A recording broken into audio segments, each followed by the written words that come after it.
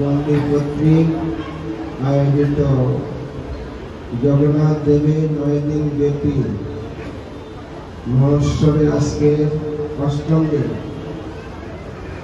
উপস্থিত আছেন এই মন্দির পরিচালক সুচারু মনসুর দাস, ব্রহ্মচারী প্রভু এবং অন্যান্য ভক্তবৃন্দ, এই কৃপাময়ী কালী মন্দিরের কমিটিবৃন্দ, আমি সকলের প্রতি ভক্তিপূর্ণ প্রণাম জ্ঞাপন করছি। যারা আপনারা এসেছেন আপনার নিঃসন্দেহে ভাগ্যবান, ভাগ্যবতী, যে আপনারা 8ম দিন পর্যন্ত জগন্নাথ দেবের লীলামৃত কৃপা এবং এর প্রসাদ ও বিগ্রহ দর্শন করার সৌভাগ্য অর্জন করেছেন। প্রভু জগন্নাথ দেব তিনি অত্যন্ত ভক্তবৎসল। ভক্তদেরকে কৃপা করবার জন্য তিনি প্রতি বছর মন্দিরে 1 দিন বের হন, আর 9 দিন বাইরে থাকেন। আমার একদিন মন্দিরে ঢুকেন, কোনো বিগ্রহে মন্দির থেকে বাইরে যান না। প্রভু জগন্নাথ যারা ব্যবসা বাণিজ্যে বিভিন্ন কাজে ব্যস্ত থাকেন, তাদের খোঁজ খবর নেওয়ার জন্য প্রভু বাইরে আছেন। ভগবানের জগন্নাথের বিশেষ করুণা। রাধা ইন্দ্রদম্ভ চেয়েছিলেন তিনি সরাসরি ভাবে ভগবানকে দর্শন করতে চান। সত্য যুগে ছিল ধ্যানের মাধ্যমে ভগবানকে দর্শন করা। রাধা ভেবেছিলেন যে আমার পক্ষে ধ্যানের মাধ্যমে ভগবানকে দর্শন করা সম্ভব করে না, বেকুল হয়েছিলেন। রাজা ইন্দ্রদম্ভের প্রার্থনায় তার ভক্তিতে কৃত হয়ে ভগবান দারু ব্রহ্মরূপী জগন্নাথ রূপে প্রকাশিত হয়েছেন। জয় প্রভু জগন্নাথ দেব কি। দারু ব্রহ্মরূপে, দারু মানে কাষ্ঠ, ব্রহ্ম মানে স্বয়ং ভগবান। যদি ব্রহ্ম মানে মানুষের মনে করে ভগবান অসুর ছাপা, এটাও সত্য। কিন্তু আমাদের আচার্যরা বলেছেন ব্রহ্ম শব্দের মুখ্য অর্থ তবে ভগবান। ব্রহ্ম শব্দের মুখ্য অর্থ স্বয়ং ভগবান। দারু ব্রহ্মরূপে এই জগতে প্রকাশ হয়েছেন ভক্তদের কৃপা করার জন্য। ভগবানকে সেটা দর্শন করতে পারে না। রাবণের সামনে রামচন্দ্র এসেছিলেন, চিনতে পেরেছেন? কংসের কারাগারে কৃষ্ণ এসেছিলেন, চিনতে পেরেছেন? কেন? ভগবান সকলের কাছে প্রকাশিত হন না। তিনি ভগবত গীতায় বলেছেন নহং প্রকাশ সর্বস্ব যোগমায়া সমাবৃতঃ। হে অর্জুন, আমি সকলের কাছে প্রকাশিত হই না, আমি আমার যোগমায়ার দ্বারা নিজেকে আবৃত করে রাখি। ভক্তের কাছে ভগবান প্রকাশিত হয়। আর এই কথাটিকে সমর্থন করে ব্রহ্মা তার ব্রহ্মসংহিতা বললেন বেদিষু দুর্লভম দুর্লভম ধর্মাত্মা ভক্ত। तो गोविंदम आदि पुरुषः तमहम भजामि। भगवान के वेद ज्ञाने लाभ करा जाए ना, वेदेर अगम्य वस्तु किंतु भक्ति लभ्य, भक्तिर द्वाराई भगवान के लाभ करा जाए। राजा इंद्रदम्भेर भक्तिर माध्यमे भगवान दारु ब्रह्मरूपी जगते प्रकाशित হয়েছে दारु ब्रह्म। তিনি জগন্নাথ বলদেব এবং সুভদ্রা। জগতের নাম জাতি ধর্ম বর্ণ নির্বিশেষে সকলের বিবার বিগ্রহ হচ্ছে প্রভু জগন্নাথ। যদিও সনাতন ধর্মে অনেক বর্ণ বৈষম্য রয়েছে, কিন্তু প্রভু জগন্নাথ এই বর্ণ বৈষম্যের প্রাচীর তিনি রাখেননি, ভেঙে দিয়েছেন। তিনি ভক্তের দোষ ত্রুটি দর্শন করেন না, ভক্তের ভক্তিকেই তিনি দর্শন করেন।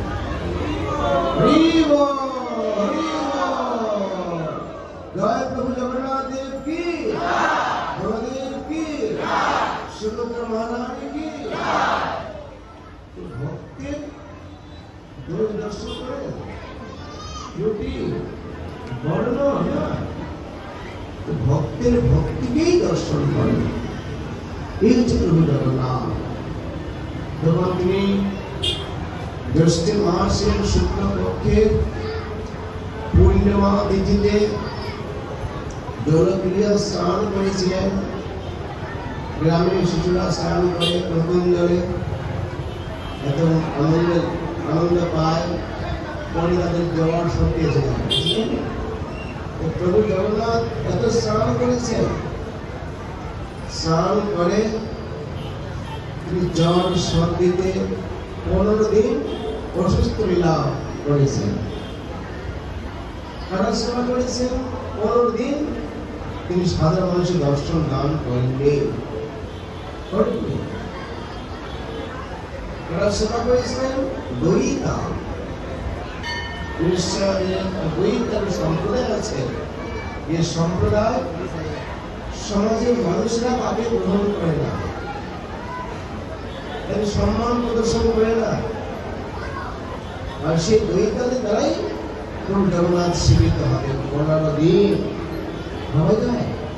তার জন্যই এই বিগ্রহ করুণার বিগ্রহ। করুণা করার জন্য তিনি এই জগতে দারু ব্রহ্মরূপে প্রকাশিত হয়েছেন। আর আজকে আপনারা সকলে কমবে জগন্নাথের জন্য কিছু নিয়ে এসেছেন, যে যা নিয়ে আসবে জগন্নাথ দেব সেটাই গ্রহণ করবেন, সেটাই গ্রহণ করবেন। ফুল ফল কেন? তিনি বৈকুণ্ঠ থেকে বৃন্দাবনে এসেছেন। এর জন্য লক্ষ্মী দেবী রোষ মানে দুঃখ রাগ এটি মান করেছিলেন। কি মান করেছিলেন? যে জগন্নাথ ঐশ্বর্যের নাম, ঐশ্বর্যের অধীশ্বর, এত ঐশ্বর্য পরিত্যাগ করে তিনি কেন বৃন্দাবনে গেলেন? সেটা কি আছে? সেখানে তিনি বন পশু পাখি দেখাতে গিয়েছেন, কীট পতঙ্গ বনে কি থাকে? পশু পাখি থাকে, কীট পতঙ্গ থাকে, তাই না? ফলমূল থাকে, এই জন্য তিনি গিয়েছেন। লক্ষ্মী দেবী রোষ করেছিলেন, মান করেছিলেন। যার জন্যই তিনি কি করেছিলেন? পঞ্চম দিবসে সৈন্য সামন্ত নিয়ে, তার স্ত্রীটাকে নিয়ে অনেক অলঙ্কারে ভূষিতা হয়ে দলনা করে তিনি বৃন্দাবনে গিয়েছিলেন। যখন কেউ মান করে, অভিমান করে, দুঃখ পায়, তখন সে মলিন বস্ত্র পরে, অলঙ্কার করে, অলঙ্কার করে না। মনে কষ্ট করে মাটিতে অর্পণ করে। মহাপ্রভু বললেন, স্বরূপ দামোদর, আমি বুঝতে পারছি না লক্ষ্মী কেন এই ঐশ্বর্য প্রদর্শন করতে আসছেন। তিনি চেয়েছিলেন যে বৃন্দাবন কোন ঐশ্বর্য নাই, কিন্তু জগন্নাথ তদ্ধাম বৃন্দাবনম, তার নিত্য ধাম হচ্ছে শ্রী বৃন্দাবন। হরি বল। কেন বৃন্দাবনে তিনি গ্রাম্য বালক রূপে বৃন্দাবনে বিচরণ করেছেন, যমুনার তীরে তিনি পরিভ্রমণ করেছেন, গোবর্ষ গাভীরে তিনি মাঠে গরু চড়িয়েছেন। এভাবে কৃষ্ণ বৃন্দাবন সকলের সঙ্গে সম্পৃক্ত ছিলেন। বৃন্দাবনের যে ভাব, এই যে ভক্তি অনেক অনেক গুণে বেশি, লক্ষ্মী দেবী বুঝতে পারলেন। যার জন্যই জগন্নাথ পুরীতে এই বিশেষ করে গুন্ডিচা মন্দিরে বলরাম ছিলেন, ভগ্নী সুভদ্রা ছিলেন, লক্ষ্মী দেবী ছিলেন না, ছিলেন। লক্ষ্মী দেবী হচ্ছে ঐশ্বর্যের বহির্প্রকাশ, আর বৃন্দাবন মাধুর্যের বহির্প্রকাশ। মাধুর্য, তিনি করুণার বিগ্রহ, জাতি ধর্ম বর্ণ নির্বিশেষে, কে উঁচু বর্ণ কে নিচু বর্ণ এই ভেদ তিনি করেননি। সবার কাছে তিনি প্রভু জগন্নাথ সেবা গ্রহণ করেছেন, যে যার সেবা করেছেন তাকে সেইভাবে তিনি পুরস্কৃত করেছেন। জগন্নাথের চোখ অনেক বড়, বড় নয়, গোলাকার, চোখে পলক নেই, মানে অপলক নেত্রে ভক্তদের কৃপাকারী দর্শনের এই চোখগুলো। একসময় প্রজাপতি তারা ব্রহ্মাকে ধিক্কার দিয়েছিলেন, কি বলেছিলেন, যে দেখিবে কৃষ্ণ নন তারে কর হৃদয়ন, বিধি হয়া হেন বিচার, মোর যদি মন ধর কটিয়া কি তারে কর, তবে জানি যজ্ঞ দৃষ্টি তোমার। হে বিধাতা, যে ভগবানের রূপ মাধুর দর্শন করবে তাকে তুমি দুটি নয়ন দান করেছ, তুমি নিশ্চয়ই যজ্ঞ সৃষ্টিকর্তা নও। ধিক্কার দিয়েছিলেন। আর কি বলেছিলেন, না দেবে লক্ষ কোটি, তাতে দিলা সবে দিলা আঁখি দুটি, তাতে দিলা নিমিষে আচ্ছাদন, বিধি বড় জড় তপধন, রস শূন্য তার মন, নাহি তার যজ্ঞ শীলন। হে বিধাতা, যে কৃষ্ণের রূপ মাধুর দর্শন করবে তুমি তাকে দুটি নয়ন দান করলে, দুটি নয়ন, দুটি চক্ষু দান করলে, আর কি করলে, তাতে দিলা নিমিষে আচ্ছাদন। নিমিষে চোখের পলক করে আমাদের করে না, নিমিষে চোখের পলক করে ভগবানের রূপ মাধুর দর্শন করতে আমাদের ব্যাঘাত ঘটে। তাই ভগবান গোপীদের প্রার্থনায় প্রীত হয়ে তিনি তার নিজের চোখে পলক রাখলেন না, অপলক নেত্রে যিনি কৃপাবাণী দান করছেন। যেখানে গোপীদের বলেন পলকের কথা, নিমিষে আচ্ছাদন, আর ভগবান চোখে আচ্ছাদন পলক রাখলেন না, অপলক নেত্রে আমাদের কৃপা করবার জন্যই তিনি জগতে আবির্ভূত হয়েছেন। তিনি জগবন্ধু, জগতের বন্ধু, তিনি করুণার বিগ্রহ। একজন ভগবান জগন্নাথ দেবের নৈষ্ঠিক ব্রাহ্মণ এক ভক্ত ছিলেন, তিনি দিনান্তে একবার আহার করতেন, তিনি যখন জগন্নাথের পরম ভক্ত ছিলেন, একসময় তাদের এলাকাতে এক মহামারী হয়েছিল, খাদ্যের অনেক সংকট হয়েছিল। ঠিকঠাক করে জীবনযাপন করে, অন্য কোনো বন্ধন ছিল না, আর দিনে যাপন সেটাই খরচ করে, আর কোনো জমি রাখবেন না। তখন তার স্ত্রী বললেন, এই জগতে অনেকের অনেক থাকে, ধনী মানুষ থাকে, টাকাওয়ালা মানুষ থাকে, তখন কেউ নেই যেমন এই বিপদের সময় আমাদের রক্ষা করতে পারে, আমরা তো মরে যাব।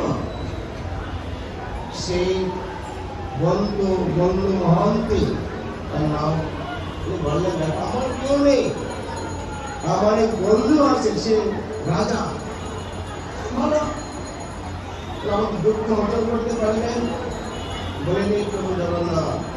ঠিক আছে, তার দুটি কন্যা ছিল, একটি পুত্র ছিল। এই 5 জন ব্যক্তি পায়ে হেঁটে, দীর্ঘদিন পায়ে হেঁটে রাত্রিতে জগন্নাথ মন্দিরে পৌঁছেছিলেন। সমস্ত বিশাল প্রাচীর নির্মিত। তার স্ত্রী বলেন, দেখো আমাদের থাকা খাওয়ার ব্যবস্থাপনা করো, আমরা সবাই ক্লান্ত, আমাদের সন্তানরা না খেয়ে মরে যাবে। কিন্তু সারা মন্দিরের ভিতরে প্রবেশ করতে পারলেন না।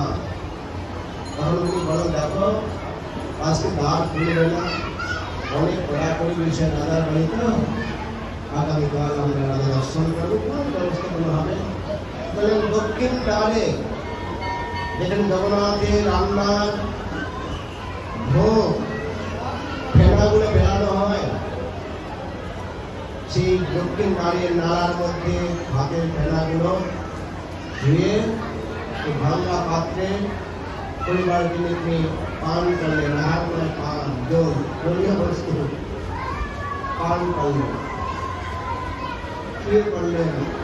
আর প্রার্থনা, হে প্রভু জগন্নাথ, হে আমার বন্ধু, অনেক বড় মন করে আমি তোমার পরিচয় দেওয়ার জন্য পরিবারকে, আমার বন্ধু অনেক বড় লোক, বিশাল দালান রয়েছে, প্রাচী আছে, আমার পুত্রকন্যা না খেয়ে আর কালে বাঁচবে না।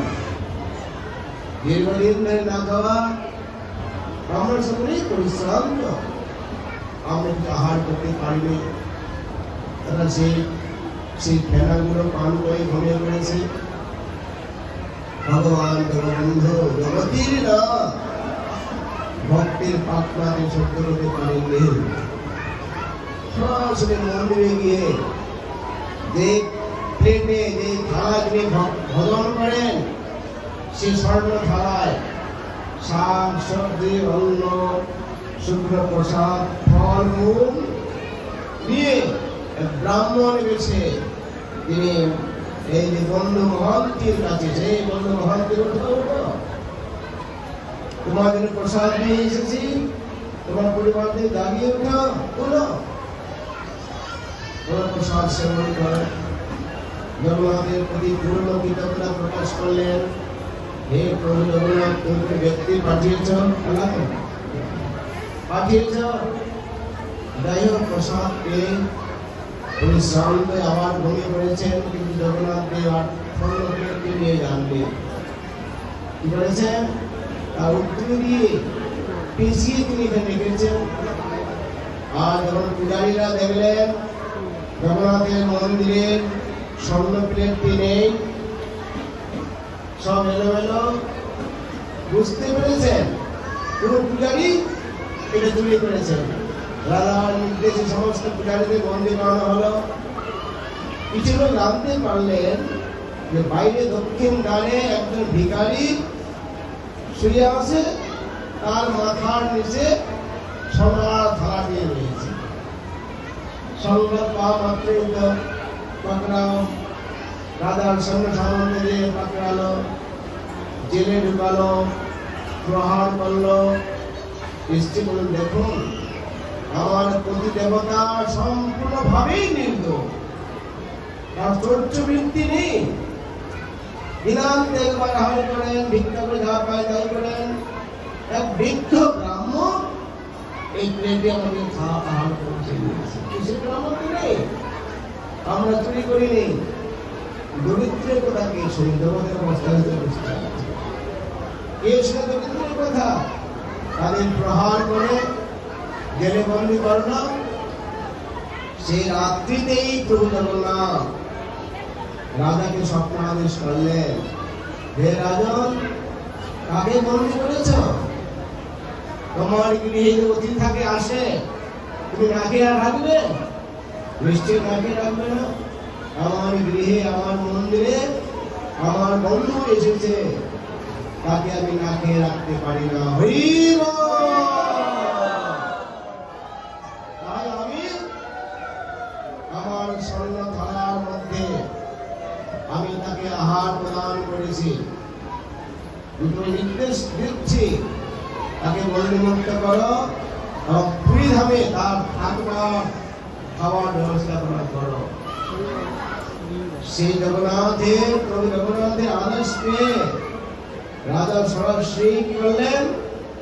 তিনি সেই কারাগারে গিয়ে তার কাছে ক্ষমা প্রার্থনা করে বললেন, আপনি যতদিন থাকবেন আজীবন থাকবেন, এখানে আমি আপনার থাকা খাওয়ার ব্যবস্থা গ্রহণ করব। প্রভু জগন্নাথ আমাকে স্বপ্ন আদেশ দিয়েছেন।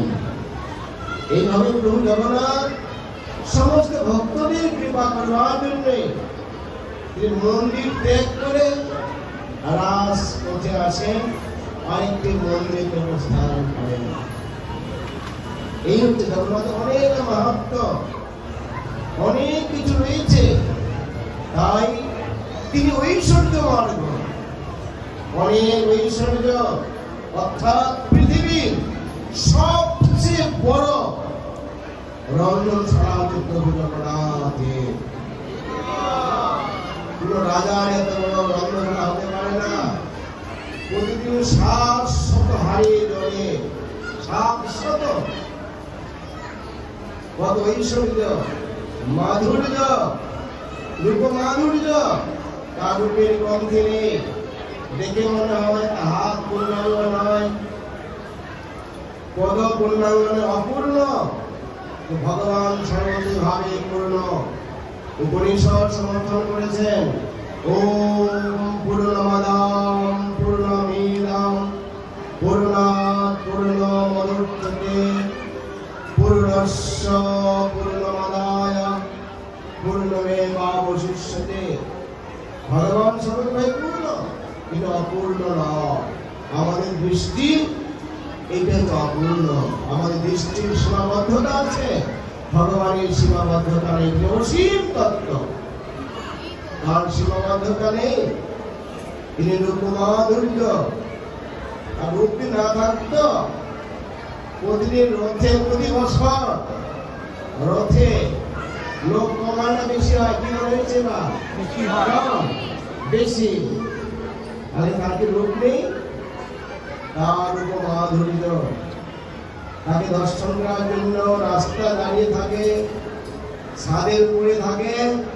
কখন প্রভু জগন্নাথ রথে করে আসবেন, কখন তার রশি আমরা স্পর্শ করব?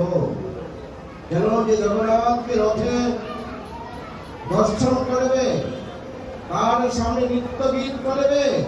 পুনর্জন্ম বিদ্যতে, পুনরায় জন্মগ্রহণ করতে হবে না। তিনি দারুণ ব্রহ্ম, আর তাকে দর্শন করার জন্য সমস্ত ভক্তরা আকৃষ্ট হয়ে থাকে।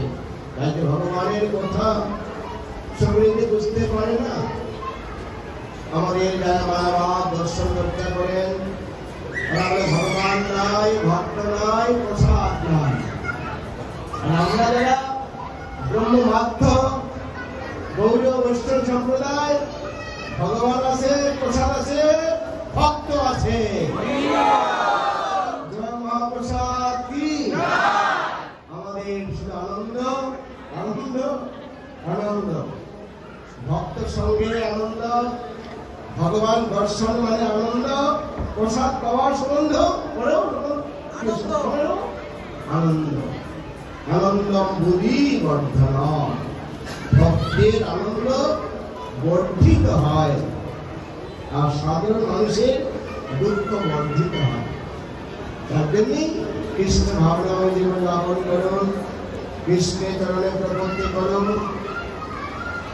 এর মাধ্যমে আমরা মানবের মাঝে শান্তি, ভালোবাসা, মৈত্রীর সাথে বন্ধন করতে পারি। জগন্নাথ দেবের উৎসব আধ্যাত্মিকতার সীমাবদ্ধ নয়, একটি মানবের মাঝে সেতু বন্ধনের একটি মাধ্যম বটে।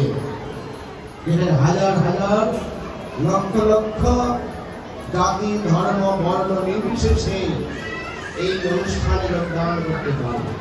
আমি সকলকে ধন্যবাদ জানিয়ে আমার আলোচনা শেষ করছি। যেহেতু অনেক বিবিধ অনুষ্ঠান সূচি আছে, সেই অনুষ্ঠান সূচিতে আমি